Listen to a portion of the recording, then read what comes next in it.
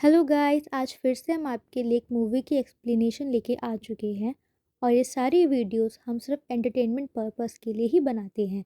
अगर आपको पसंद आए तो लाइक और सब्सक्राइब ज़रूर कीजिएगा। और आज की मूवी का नाम है फ्रैंकेनस्टाइन 2025 की। तो चलिए बिना किसी देरी के मूवी की एक्सप्लेनेशन स्टार्ट करते हैं। तो मूवी की शुरुआत होती है एंटार्क्टिक ओशन से। विंटर के सीजन में एक बहुत बड़ा शिप जम चुका होता है फ्रोजन समुंदर के बीच। कैप्टन पूरी कोशिश कर रहे होते हैं कि कैसे भी ना कैसे करके अपने शिप और अपने साथी और पूरे पैसेंजर को सेफली वहाँ से बाहर कैसे निकाल सके। लेकिन ठंड धीरे धीरे बढ़ती ही जा रही होती है और वहाँ ज़िंदा रहना बहुत इम्पॉसिबल हो चुका होता है। इसी के बीच एक बर्फीले तूफानी रात में सबको किसी आदमी के ज़ोर ज़ोर से चिल्लाने की आवाज़ सुनाई देती है। वो मदद के लिए चिल्ला रहा होता है। कैप्टन अपने कुछ लोगों के साथ उसकी हेल्प के लिए जाता है। वो आदमी कहता है, प्लीज़ या तो मुझे यहाँ से ले चलो या फिर मुझे मार दो, लेकिन मुझे यहाँ तड़पने के लिए मत छोड़ना। उसकी कंडीशन देखकर कैप्टन को उस पर रहम आ जाता है और वो उस आदमी को शिप के अंदर ले जाता है। लेकिन जैसे ही वो ऐसा करते हैं, शिप के पास एक मॉन्स्टर आ जाता है। असल में वही मॉन्स्टर उस आदमी के पीछे पड़ा होता है और उससे बचने के लिए ही वो हेल्प मांग रहा होता है। इस टाइम मॉन्स्टर का काफ़ी भयानक हाथ और लंबा कद दिखाया जाता है। आते ही वो मॉन्स्टर शिप के लोगों पर अटैक कर देता है। सब लोग मिलकर फाइट करते हैं लेकिन कोई भी उसको हरा नहीं पाता। गोलियों का भी उस पर कोई असर नहीं होता। तब एक soldier powerful mini rocket type की गन से मॉन्स्टर पर अटैक करता है, लेकिन फिर भी नहीं मरता, बस शिप से नीचे गिर जाता है। गुस्से में आकर मॉन्स्टर शिप को जोर जोर से हिलाने लगता है, जिसके कारण शिप के अंदर हैवी डैमेजेस होने लगते हैं और वो सबकी जान खतरे में आ जाती है।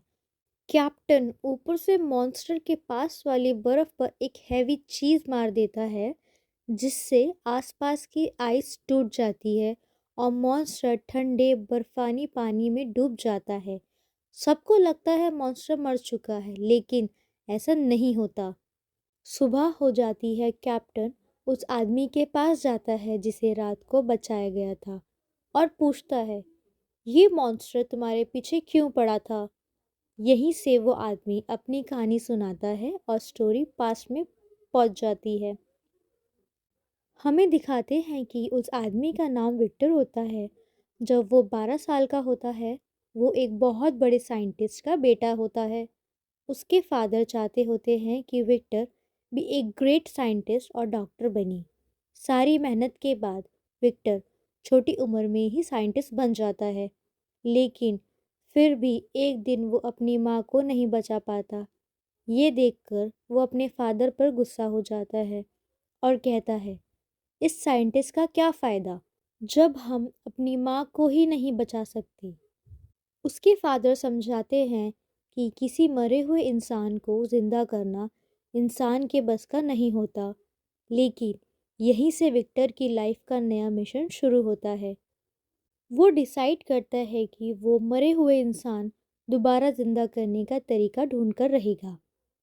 कोई फॉर्मूला, कोई टेक्निक जो उसके फादर को भी नहीं पता।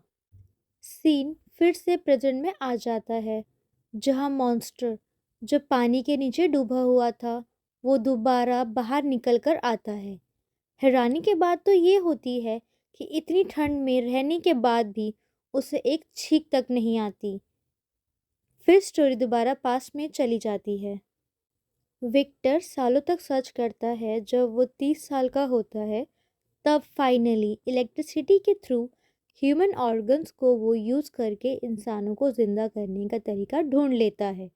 वो अपना एक्सपेरिमेंट कुछ बड़े बिजनेसमैन के सामने प्रेजेंट करता है। वहाँ वो देखते हैं कि मशीन की मदद से उसने आधे इंसान को ज़िंदा कर दिया है। ये देखकर सब लोग डर जाते हैं। उन्हें लगता है विक्टर गॉड को चैलेंज कर रहा है। सब उसे एक्सपेरिमेंट बंद करने के लिए कहते हैं, लेकिन विक्टर नहीं मानता। वो अपने ह्यूमनॉइड की तरफ एक बॉल फेंकता है और वो बॉल कैच भी कर लेता है और वो बोलता भी है। सब लोग और ज़्यादा डर जाते हैं और वो विक्टर को वहाँ से निकाल देते हैं। कोई भी उसके एक्सपेरिमेंट में पैसा लगाने को रेडी नहीं होता। विक्टर उदास होकर वहाँ से चला जाता है और उसका क्रिएचर पेन में पीछे रह जाता है। कुछ टाइम बाद एक बड़ा बिजनेसमैन विक्टर को बिजनेसमैन के पास सब कुछ था, पैसा था, दौलत थी, बट उसके पास जिंदगी कम थी। वो सालों से ऐसा ढूंढ रहा था जिससे उसकी इलनेस ठीक हो जाए और वो जिंदा रह सके। विक्टर को देख के बिजनेसमैन के मन में उम्मीद जागी थी कि इसके वजह से मैं जिंदा रह सकूंगा, उसके एक्सपेरिमेंट को देखकर। बिजनेसमैन विक्टर से कहता, तुम्हें जितना पैसा चाहिए, तुम्हें जो कुछ चाहिए, तुम सब मेरे से ले लो। तुम अपनी एक लैब बनाओ, उस एक्सपेरिमेंट को करो और मुझे बाद में ज़िंदा रखो। ये सुनकर विक्टर बहुत खुश होता है। उसके बाद वो अपने भाई के घर जाता है, विलियम के घर। वहाँ पे उसकी वाइफ से मिलता है, एलिजाबेथ से। उसको बताता है कि मैं अपनी लैब बनाने वाला हूँ और मैं एक्सपेरिमेंट करूँगा। एलिजाबेथ विक्टर को समझाती है, साइंस और गॉड के बीच में एक लाइन है, तुम उसे क्रॉस मत करना। एक्सपेरिमेंट के बाद अपने आप को गॉड मत समझने लगना। उसके बाद विक्टर बहुत दूर चला जाता है ताकि उसके एक्सपेरिमेंट को कोई जान ना सके, और वो इस हवेली को एक एक्सपेरिमेंट लैब बना देता है धीरे धीरे करके।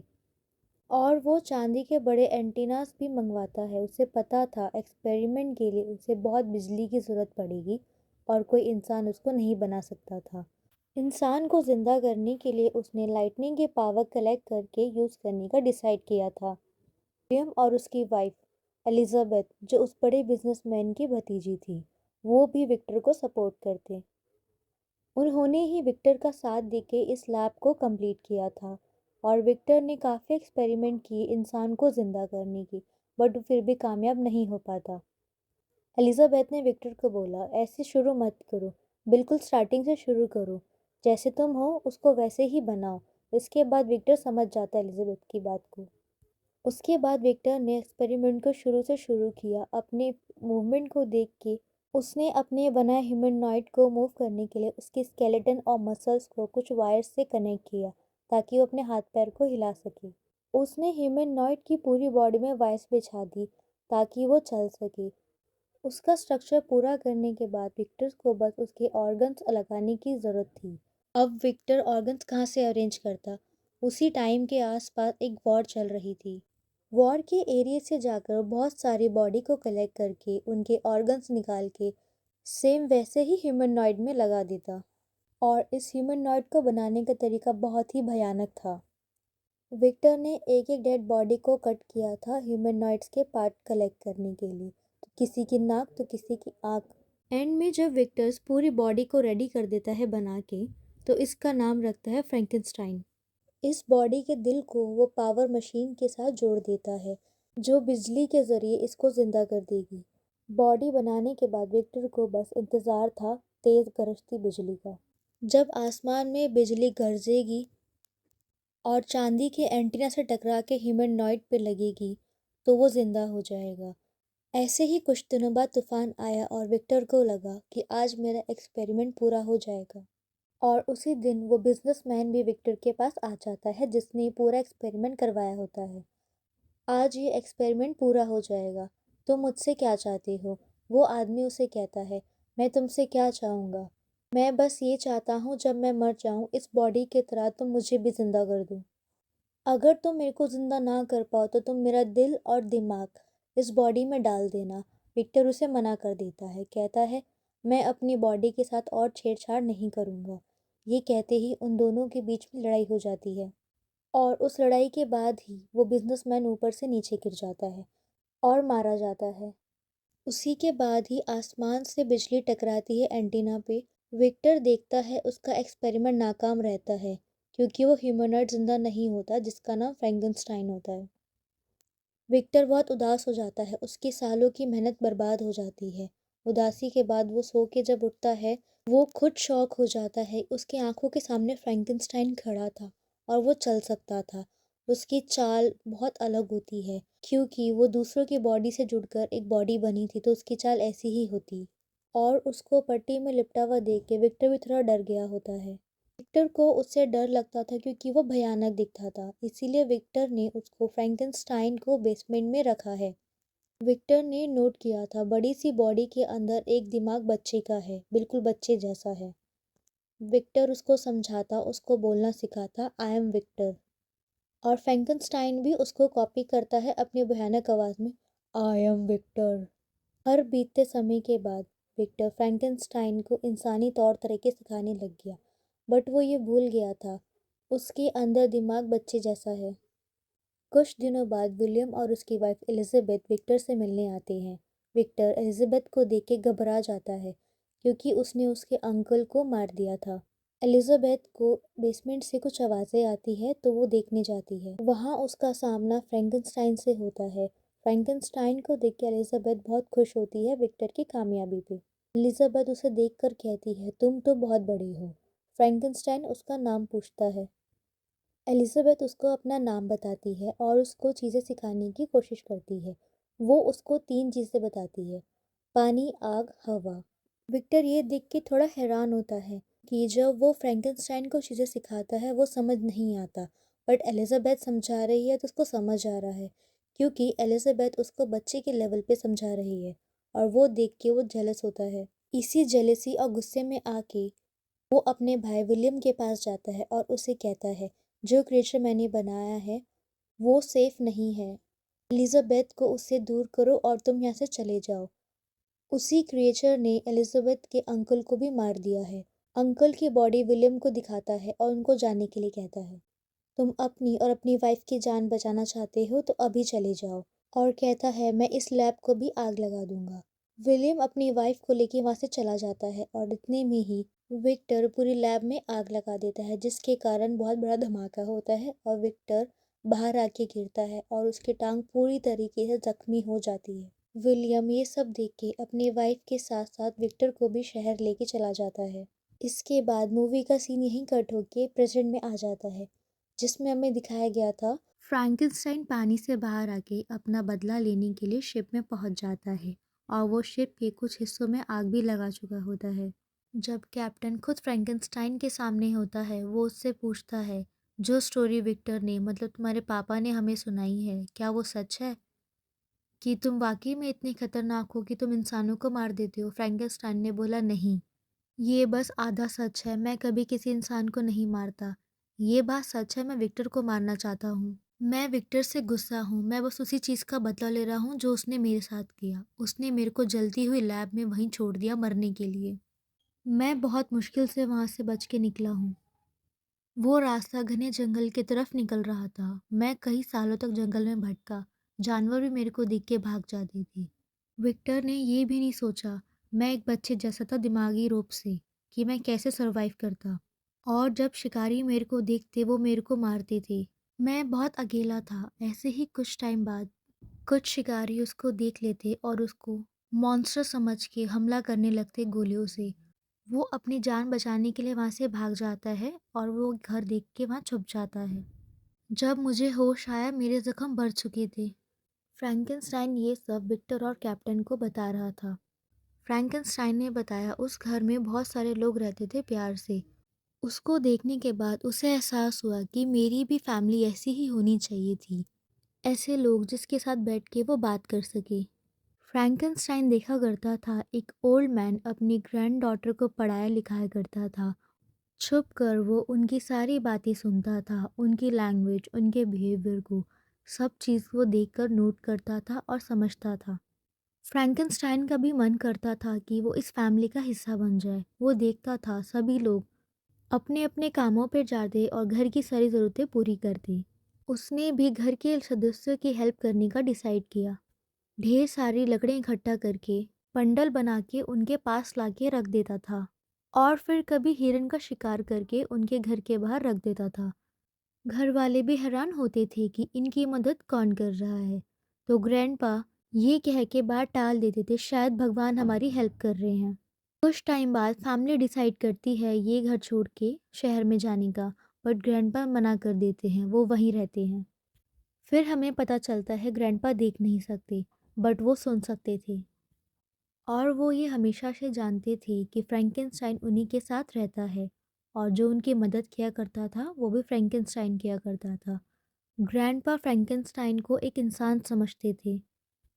उनकी फैमिली के जाने के बाद फ्रैंकेनस्टाइन ग्रैंडपा के सामने आ जाता और ग्रैंडपा फ्रैंकेनस्टाइन को फैमिली मेंबर के तौर पे एक्सेप्ट कर लेते हैं।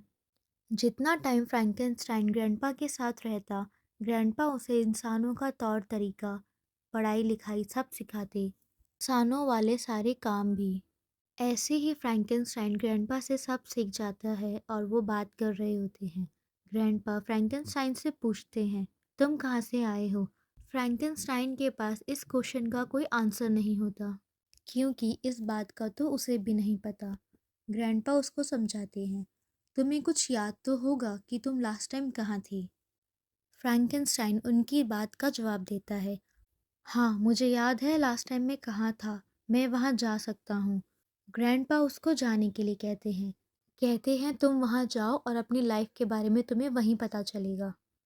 फ्रैंकेनस्टाइन उनकी बात मान के उसी लैब पहुँच जाता है जहाँ विक्टर ने उसको बनाया था, और वो ये देख के हैरान हो जाता है कि विक्टर ने उसको बनाया था, वो पैदा नहीं हुआ था। और उसे वहीं से विक्टर का एड्रेस भी मिलता है, और उसने डिसाइड किया था वो विक्टर के पास जाएगा और उसको बोलेगा उसी के जैसा एक और उसको बना के दे, ताकि वो इस ज़िंदगी में सरवाइव कर सके। फ्रैंकेनस्टाइन ग्रैंडपा के पास वापस जाता है उनको ये बताने के लिए कि उसको अपने बारे में पता चल चुका होता है, पर उसको वहाँ जाके दिखता है कि ग्रैंडपा पे कुछ भेड़ियों ने हमला कर दिया होता है। ग्रैंडपा बिल्कुल मरने वाली हालत में होते हैं और ये देख के फ्रैंकेनस्टाइन बहुत टूट जाता है। वो कहता है, ग्रैंडपा आप मर नहीं सकते, आप ही तो उस पूरी दुनिया में हैं जो मुझे समझते हैं। और जब वो बात कर रहे थे ग्रैंडपा के बच्चे आ जाते हैं, वो फ्रैंकेनस्टाइन को मॉन्स्टर समझ के पीछे से हमला कर देते हैं। फ्रैंकेनस्टाइन उनसे बचने के लिए वहाँ से बाहर आ जाता है, बट ग्रैंडपा के बच्चे उसको इतना शूट करते हैं गन से कि वो गिर जाता है। उन्हें लगता है कि फ्रैंकेनस्टाइन मर चुका है, बट वो खाली बेहोश होता है। अगले दिन उसको होश आता है, बट लेकिन उसके ग्रैंडपा भी अब वहाँ नहीं रहे थे। उनके बच्चे उन्हें वहाँ से लेके चले जाते हैं, और अब फ्रैंकेनस्टाइन जानता था उसे क्या करना है। उसे विक्टर के पास जाना था, और विक्टर का एड्रेस उसको पहले ही मिल चुका था। फ्रैंकेनस्टाइन जब विक्टर के पास पहुंचा तो उसने देखा उसका भाई विलियम और विक्टर पार्टी कर रहे हैं।